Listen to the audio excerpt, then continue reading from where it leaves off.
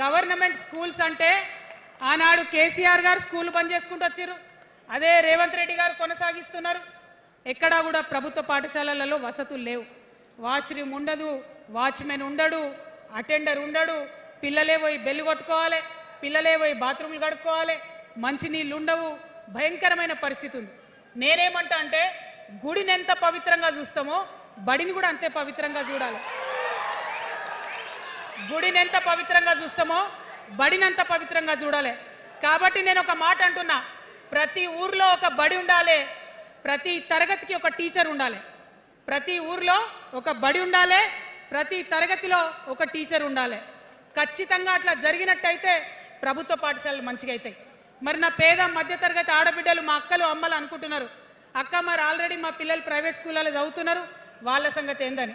నేను మాట ఇస్తా ఉన్నా, ఇవాళ మన ప్రభుత్వం వస్తుంది, ఖచ్చితంగా వస్తుంది. ఎందుకంటే ప్రభుత్వంలో వచ్చేది మీ అమ్మ కాబట్టి అమ్మ జేబు చూడదు, కడుపు చూస్తుంది.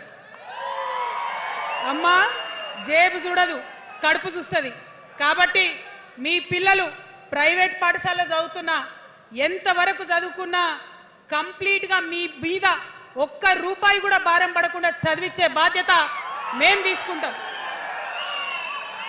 అది ప్రైవేట్ పాఠశాలలు కానీ, డాక్టర్ కానీ, ఇంజనీర్ కానీ, రాకెట్ సైంటిస్ట్ కానీ మన తెలంగాణ బిడ్డలు చదువుకుంటే ఒక్క రూపాయి కూడా పేద మధ్యతరగతి వాళ్ళ మీద భారం పడకుండా ఉచిత విద్యను అందించే బాధ్యత నేను నా తెలంగాణ బిడ్డల కోసం తీసుకుంటా అని ఈ సందర్భంగా తెలియజేస్తున్నా. ఇవాళ పరిస్థితి ఏంటిది? యూనివర్సిటీలో ఉన్న పిల్లలు అంతకుముందు తెలంగాణ రాకముందు నేను చూసిన రక్తం అమ్ముకునేది డబ్బులు లేకపోతే. ఇవాళ ఏం చేస్తున్నారు? బావర్చి కాడ గిగ్ వర్కర్ లెక్క గోడ మీద కూర్చొని వెయిట్ చేస్తున్నారు. అవునా కదా? ఎందుకంటే ఆ గిగ్ వర్కర్ చేస్తే అంతో ఇంత పైసలు వస్తాయి, పేరెంట్స్ మీద ఆధారపడకుండా ఉండొచ్చు అని. మరి యూనివర్సిటీలను పట్టించుకున్నామా? బీఆర్ఎస్లో ఉన్నప్పుడు 10 ఏళ్ళు ఒక్క రూపాయి కూడా ఇవ్వలేదు యూనివర్సిటీకి. ఆ యూనివర్సిటీ మిత్రులకు, పాఠశాలలో ఉన్నటువంటి వారందరికీ నేను ఒకటే ప్రపోజల్ చేస్తున్నా, మీరు ఎంత చదువుకుంటారో చదువుకోండి, ఒక్క రూపాయి కూడా మీ మీద భారం పడకుండా చదివించే బాధ్యత తెలంగాణ రాష్ట్ర సేన తీసుకుంటుంది.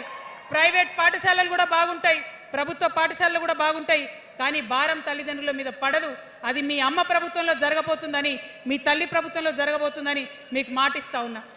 సెకండ్, మనకేమవుతుంది? మన తెలంగాణలో పేద మధ్యతరగతి ప్రజలకు ఏమవుతుంది? ఎవరన్నా ఇంట్లో రోగం వస్తే, ఒక యాక్సిడెంట్ అయితే ఇల్లు గుల్లవుతుంది. అందుకే ఆలోచన చేసి వైద్యం గురించి ఒక నిర్ణయం తీసుకున్నా. మన రెండో అంశం పాంచజన్యంలో వైద్యం కోసం అనేక అగచాట్లు పడుతున్నారు, అనేక ఇబ్బందులు పడుతూ ఉన్నారు. నేను ఒకటే మాట ఇస్తా ఉన్నా, ఏ రోగమన్నా రాని, ఎంత పెద్ద హాస్పిటల్ అన్నా కానీ, మన తెలంగాణలో మన జబ్బు ఎక్కడ తగ్గుతుందో అక్కడ మీ జేబులకెళ్ళి ఒక్క రూపాయి ఖర్చు కాకుండా ఉచిత వైద్యం అందించే బాధ్యత మేము తీసుకుంటా ఉన్నాం. ఉచితంగా విద్య ఇచ్చి, ఉచితంగా వైద్యం ఇచ్చినాక నా తెలంగాణ బిడ్డల మీద నాకు నమ్మకం ఉంది. మనం కష్టపడే బిడ్డలం, మీరే పైసలు సంపాదించి ఇస్తారు, మీరే రాష్ట్రాన్ని ముందుకు తీసుకుపోతారు. అవునా కదా? ఉచిత విద్య, ఉచిత వైద్యం మన రెండు అంశాలు పాంచజన్యంలో. మూడవది వ్యవసాయం. మా రైతన్నలు ఉన్నారు, మా రైతన్నలు ఎంతో కష్టపడి మరి పంటలు పండించి చెమటలు కక్కి మనందరికి అన్నం పెడతారు. మీ అందరినీ నేను కోరేది ఒకటే, ఇవాళ అందరూ అర్రాస్ పాట వాడినట్టు నీకు ఎకరానికి ఇంత ఇస్తా అని చెప్పి మాట్లాడుతున్నారు తప్పితే మనకున్న కష్టం ఎవరైనా తీరుస్తున్నారా? ఏం కష్టం ఉంటుంది రైతుకి? భూమి కష్టం ఉంటుంది, చెప్పుకోవాలి, భూమి మీద దాని ఇబ్బంది ఉంది. ఎంఆర్ఓ ఆఫీస్కి పోతే మనని ఎవడన్నా రాణిస్తాడా? మాట్లాడతాడా? నీ దోతి బాగలేదు, నీ అంగి బాగలేదు, నీ కాళ్ళకు మట్టి ఉండే, నీ చెప్పులకు మట్టి ఉండే, రానియరు. అదే సూటు బూట్ వేసుకొని ఎవరన్నా వస్తే ఏం చేస్తారు? పిలిచి కూర్చోబెట్టి, చేంబర్లో కూర్చోబెట్టి, చాయ్ ఇచ్చి, కాఫీ ఇచ్చి అన్ని పనులు చేసి పంపుతారు. మన ప్రభుత్వం రాబోతా ఉంది. ఆ ప్రభుత్వంలో రైతే రాజు అనేటటువంటి నినాదాన్ని నిజం చేస్తాం. ప్రతి ఆఫీస్లో, అది ఎంఆర్ఓ ఆఫీస్ కానీ, కలెక్టర్ ఆఫీస్ కానీ, ప్రతి ప్రభుత్వ ఆఫీస్లో నేను రైతునని పోతే సపరేట్ కౌంటర్ ఉండాల్సిందే, కుర్చీ మీద కూర్చోబెట్టాల్సిందే, మీకు పని చేసి పెట్టాల్సిందేనని ఈ సందర్భంగా నేను తెలియజేస్తా ఉన్నా. నేను రైతునని గర్వంగా చెప్పుకునే విధంగా మేము పరిపాలన చేస్తాం.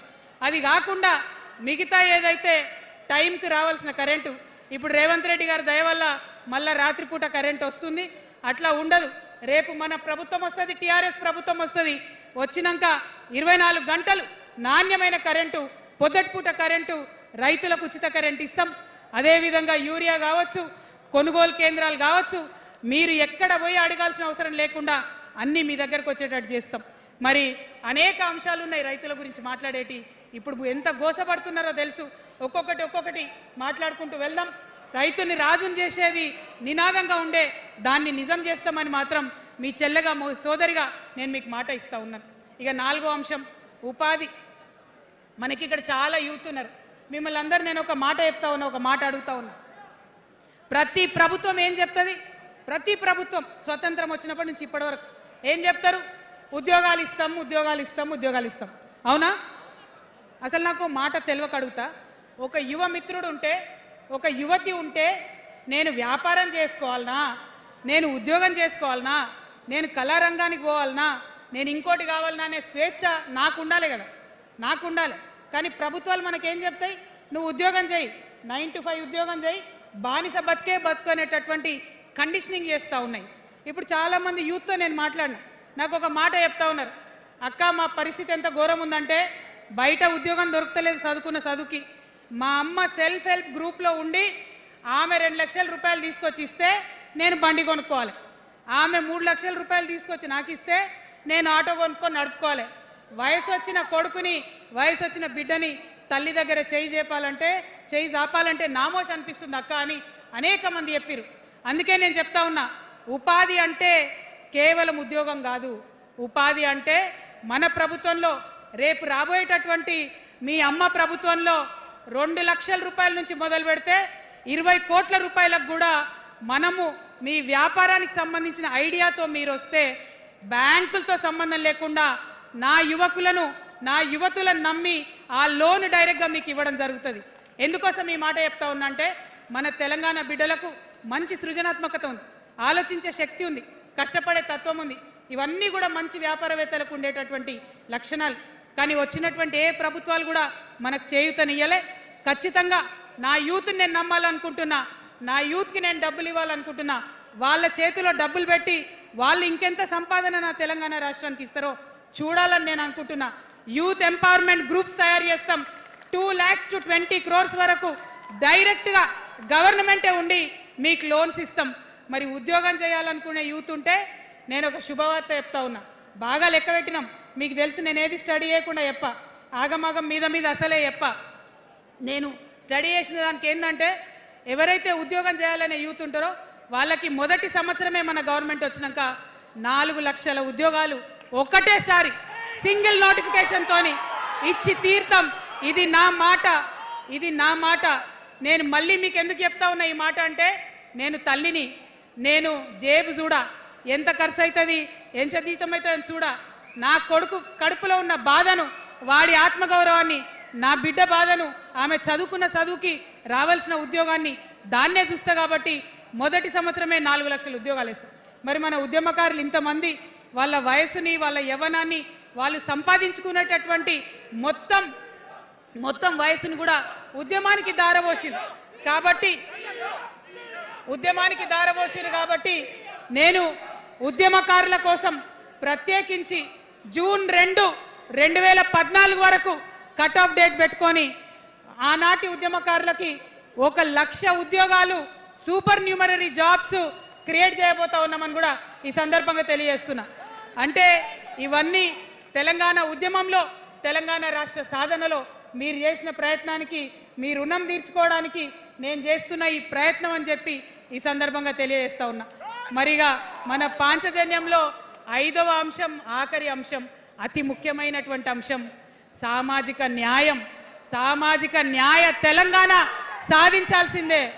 మన ఎస్సీ మిత్రులకు, ఎస్టీ మిత్రులకు, అగ్రవర్ణాల్లో ఉన్నటువంటి పేదవారికి, బీసీలకు అందరికీ న్యాయం జరగాలి. మా మైనారిటీ సోదరులు, మా ముస్లిమ్స్ కావచ్చు, క్రిస్టియన్స్ కావచ్చు, సిక్కులు కావచ్చు, అందరికీ కూడా న్యాయం జరగాలి. మరి బీఆర్ఎస్లో మనం చూసినాం, ముస్లిమ్స్ కోసం थोड़ी देर उर्दू में बात करके, आपसे मीठी मीठी बातें बोल के, सोपत करके देखो, सोना घिसके देखो बोले. आप 2 बार सोपत कर लिए, तालीम का एक छोटा सा रोशनी आपको दिखाए, लेकिन रोजगार आपसे दूर रखे. जो 12% रिजर्वेशन का बात हुआ था उसके ऊपर कुछ भी अमलावरी नहीं हुआ। और जो माइनॉरिटी फाइनेंस कॉरपोरेशन का पहले लोन मिलते थे 10 साल के बीआरएस में कितने लोन मिले, अब 2 साल के कांग्रेस में कितने लोन मिले, आप एक बार देख लो। सारे लोग बस बातें ही बोल रहे हैं लेकिन काम कोई नहीं कर रहा है। आपकी बेटी हूँ मैं, ये धरती का कर्ज उतारने के लिए नया पॉलिटिकल पार्टी आपके सामने लेके आई हूँ। आपसे मैं गुजारिश करती हूँ मेरे साथ चलिए, जो बदलाव आपके जिंदगी में आएगा जरूर